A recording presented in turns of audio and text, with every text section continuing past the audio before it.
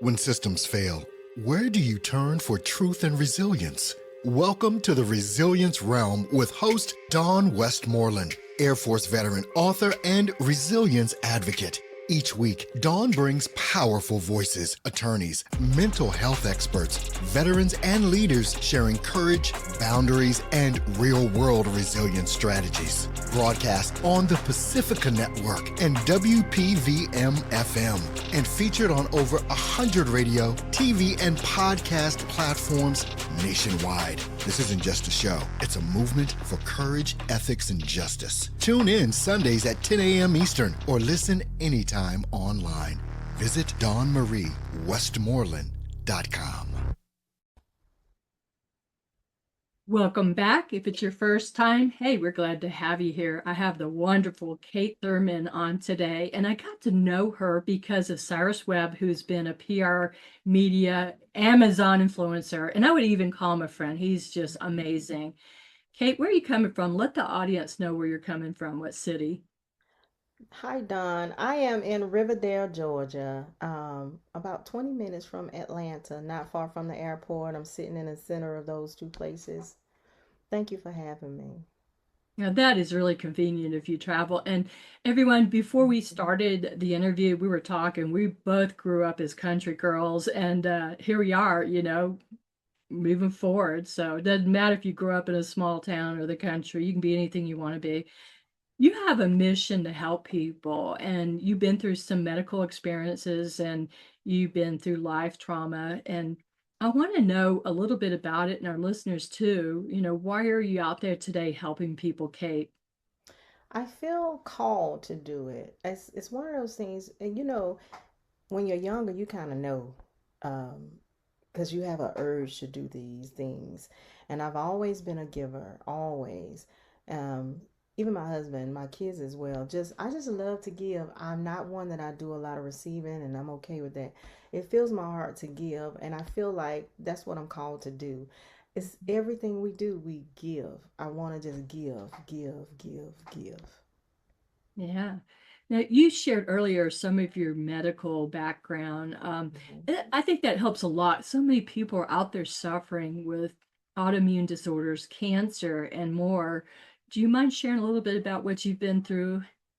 Yes. I've had several miscarriages, and I talk about it a little bit in my book, but I have PCOS. I've had it for over 25 years, and I was diagnosed 25 years ago.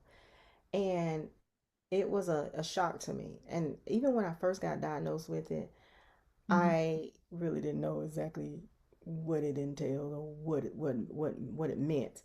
Yeah. And living with that, some of the things that comes with that is you have the facial hairs, unwanted weight gain. I don't even eat that much, but with Mm. PCOS, you just got a lot going on. So my husband and I have high blood pressure now. With my kids, I had preeclampsia, and so with my husband and I, we wanted to have a baby, and I kept miscarrying, and I knew that PCOS, even though I live with it, I know I'm like, okay, well, I'm one in a million because I can get pregnant. A lot of people with PCOS it causes infertility. Some people can't, you know, get pregnant, and for me, it just takes a long, long, long time. And so a couple of years, about a year and a half, 2 years ago, I went, and then I found out I had Turner mosaic syndrome. And Mm. they called me in. We were traveling 2 hours, 2.5 hours one way for a fertility specialist.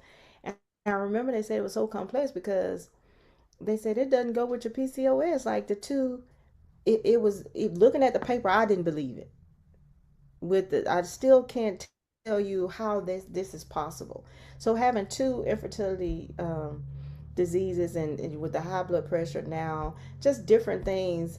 I suffered with migraines for years. I one job I had to leave abruptly because I passed out. I was still going to work. Just different things that's happened to me over with health issues over the years. I'm just like, wow. Wow. Hmm. Goodness. When I think about, miscarriages, I think of my 85-year-old mom who I love dearly. and she had 5 miscarriages, and she always wanted to have a very big family, and she ended up everybody became her child. Either I don't know about you. When we were growing up, we had everybody in our house. She didn't turn anybody away. Well, how did you not only survive, I mean, how did you get to where you are today, thriving? Because that's a lot to deal with. It's a lot. The grace of God. It- when you know you're called to do something, you know you have a purpose and a mission, there's nothing that's going to stop you. Through it all, you still have to continue to push through. You still have to continue to do what you're called to do. You have a purpose here, Hmm. and you just have to keep the faith, and you just have to continue to push through. You have to continue to say, I have. There's a reason for this. There's a reason for this. I'm called to do something, and I have to continue on until I get that done. Hmm. When did you really know that you had a mission? Was it in the beginning, the middle, the end of going through all your health problems? I think in the beginning I knew something. But then in the middle, it's like, okay, my sister died on my birthday. And Oh no. yeah, and then I ended up raising her 3 kids. Before she passed away, she asked to take her three Mm. kids. And so I thought that was it. I'm like, okay, well, I'm just called to just, because I wanted a big family. And I remember saying, what am I going to do with 5 kids? And I knew that God had a plan for me. And so what happened was, even through then, that was in the middle. But it wasn't until I had this last miscarriage. And that last miscarriage, it hit me stronger than ever. Even though I knew I was called to do things, but these past couple of years, these past 4 or 5 years, I just knew I couldn't stop, and I had to go and go and go and go. And so I knew towards the end, to the here lately. Yeah. So what kind of help are you providing to others? Are you doing advocate work, any coaching, consulting, speaking, So writing? yep, I do I writing. just asked you a whole bunch of questions that I do it all. So I do writing. I everything. consult. I minister to women who suffer in silence, like I did. We give back with our nonprofit, Angelically Incorporated. We help families impeding homelessness. We do it all. I coach. I do it all.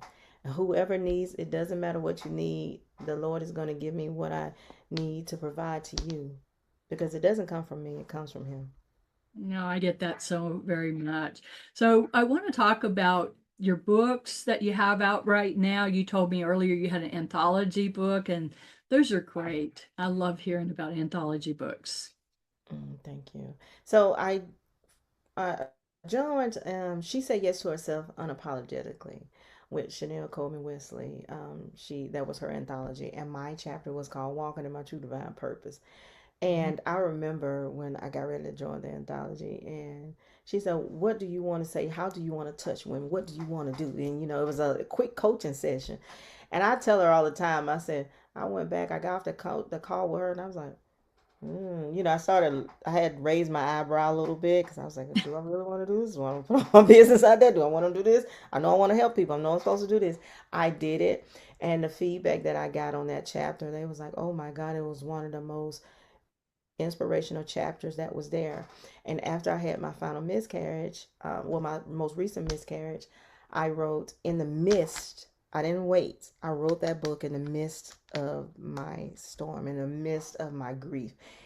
Beauty Beyond the Tears, Finding Strength After Loss.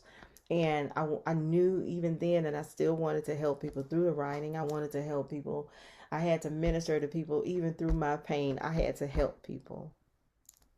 That is very, very powerful. And how do people find you? And I'm going to mention this later on. Sometimes people jump in during the middle of a radio show. Where can we find your books, Kate? My books are on Amazon, so it's Beauty Beyond the Tears, or you can put in Kate Thurman, you'll see my book. And for the anthology, you can just type in "She Said Yes to Herself Unapologetically." That's where you can find the books. Hmm. So many people are suffering in silence. In fact, I just wrote a post about it on my social media, and I was shocked. In 5 minutes, the last person I ever thought would reach out to me, reached out and said, "I needed to see this today or read this today." We love Mhm. stories, Kate. Can you share a story about, you don't have to say their name, but just somebody that you've helped recently to get on their feet again and not only survive, maybe they're thriving? Yes, it was. The first family was a family of 8, but here recently, it was a family of 5 and 6. And my husband and I were driving, and it was a young man with his 5 sisters living in a hotel. Oh, goodness. Hmm. Yeah, and so we did all we could to help him to, to get stabled. And Hmm. then I went, and there was another family. It was a young lady, and as I'm walking out of the store, I'm like, she had the merchandise she was trying to sell, and the Lord told me, "Yeah, don't give her $5 for a hat." And I said, "No, I can't give you $5." I gave her the website for her to reach out, because she told me that it was her and her kids living in a hotel, but I knew that. I just felt it, and we're in Hmm. the process of helping her now.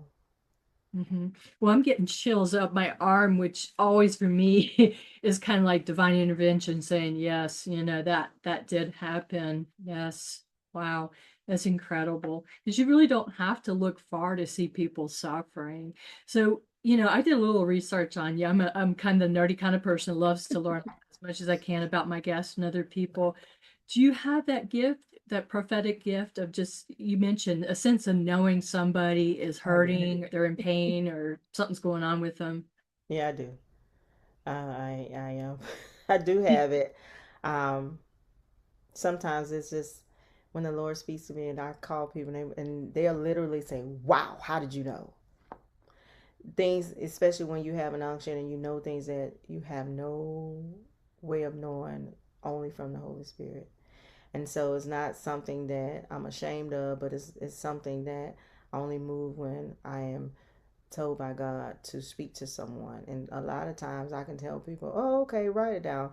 This is going to happen." And I have a gift of empathy. So when someone is um, down or sick or something, I can feel it. And so I do have a prophetic gift. I absolutely do. That's Um, amazing. yeah. Yes, and I have a very, very, very good friend who also has that gift and uses it to help many people near Savannah, like 14 counties. She's just a major force. Her name's Angela Thomas. We worked together in the Veteran Affairs many years ago and have remained very close friends. Yeah. What would you say to somebody who's listening in right now and they're going through struggles? They, there's so many struggles out there, but they feel hopeless, or maybe they feel silenced, or they feel demeaned by their experiences. What would you give them? What kind of advice would you give them? I would tell them not to give up. Keep your faith and keep your trust. God is going to send someone. As long as you trust God, do know that there's a plan for everyone. We all have a plan and a purpose. Never give up on what you're supposed to be doing. Always look to the Lord. Just keep the faith. Hmm. And I want to go back to, you're talking about being empathic. When did you realize that you had these different God-given abilities? That's what I like to call them. I think it was, well, being prophetic. I've always knew that, but knowing that, for example, sometimes, especially when I'm in the presence of God, and I've called one of my, I was sitting and I called someone, and it's like I could just feel the like when they're in pain, and I've called, and someone I knew recently. I knew was going to be sick, and I knew. Um, and I called, and I got fussed at a little bit, but afterwards Yeah, I'm like, what? imagine. So that's what I mean when the gift of empathy. I just know. I know things, and here recently, I think it was about a year ago, I was on a live with someone, and I knew when I'm like, somebody has a headache, because I have a headache. So, I got you picking up their energy or their, yeah, what's going on mhm, with them. Well, yeah, I'm curious because I understand the sensitivity and being empathic.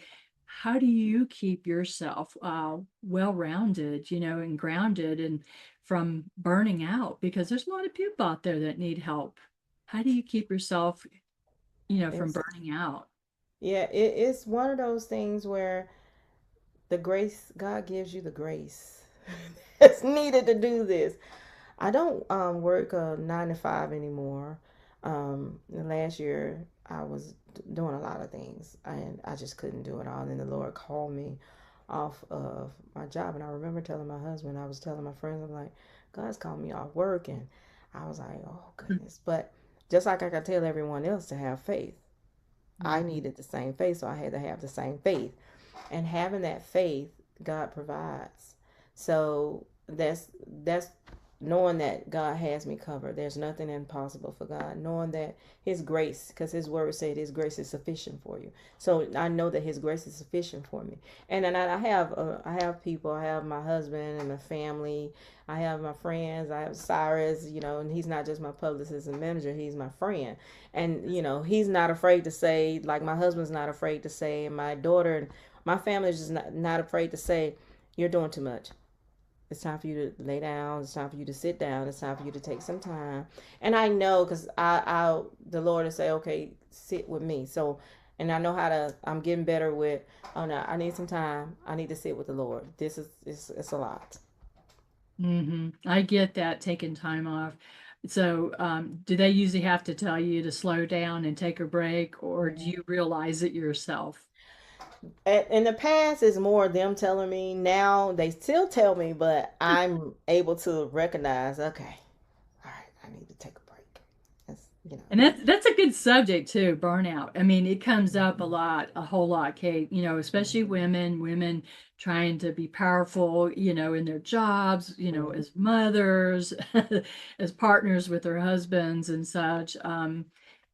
What keeps you going? What keeps you grounded also?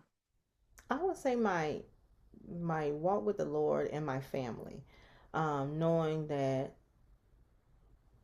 my first ministry is home. My first ministry is my family. So after God is my family, my husband, and they being grounded in knowing that I have a ministry at home um, helps me stay grounded in everything else that I have to do. Because again, I didn't always do that. I didn't always.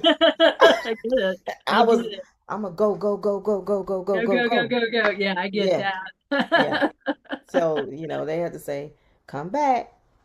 Cyrus, he'll say, "Come back, Kate. Kate, come back." Because when God gives me a vision or I have a business idea or I have any kind of idea, I like to take it and run. And let's do this. Let's do this. Let's do this. But not all ideas that He gives you right now is for right now. Mhm, Some is for the future. And so mhm, sometimes you have to just pivot and be grounded in what you're working on or what you're doing in that moment. mhm. So you wrote your books and you're speaking also? Are you Yeah. are you going out and speaking to organizations or maybe churches? Yeah. So I have a lot of speaking engagements or speaking events that I do myself. And one ministry underneath, because my nonprofit is a domestic nonprofit. We help the public, but we do have faith inspired ministries. So I have to make sure that everyone knows that this is not just a faith based, because it is faith based underneath, but our nonprofit itself is a domestic nonprofit. But we have faith based ministries underneath it. One is Faith Safe Haven Women's Ministry.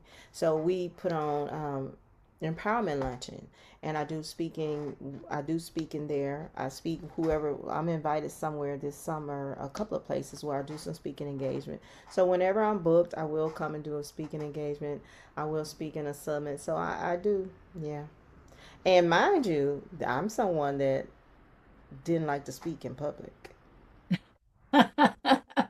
Yeah, and your Whew. experience brought you to here. How Mm-hmm. about that? How Yes, about it? yes. Well, you were talking about you have all the tools and God, delivers and supports you. You know, I have a mentor who's always said when you're fulfilling your life's mission, all the resources and connections will appear to help support you. Yeah, that's true. What kind of people are helping you today with your ministries? Oh, I when I first started, I just took off and I thought that everybody that came were the ones that was meant. But the people I have now are God fearing people. My Mhm. board members, I have people that with a heart of giving. And it's just wonderful having people with the heart of giving that God sent these people here to help us. And I'm so thankful for everyone that helps us. I'm so You, thankful. Kate, have you ever been surprised by a resource or connection coming in to help you? I mean, just totally like, oh my gosh, I never saw that happening. Does Yeah, that I happen to have. you? Yeah, one of my it's funny you say that. Jo Marie Malave. She's a good friend of mine. We're spiritually just connected, and she called me out of the blue in September. She said, "The Lord told me to do this. The Lord told me to do this for your nonprofit," and I was so surprised. I was so surprised. And I had to say her name because I love her. I was so surprised. All of the things that she does for me. Oh my God, to help me behind the scenes, Mm. and it was just that was the biggest surprise. The first surprise. I won't say the only surprise, but the biggest and the first surprise. Knowing that she said, "No, God told me to do this, so I'm going to help you here and I'm going to help you there." And I'm like, "Oh God, thank you." Ah, that's powerful. You know, for the folks that are listening in, if they're wondering about, you know, connections and resources appearing for them to help them, whatever it is, whether it's their personal life, their business life, any advice on that?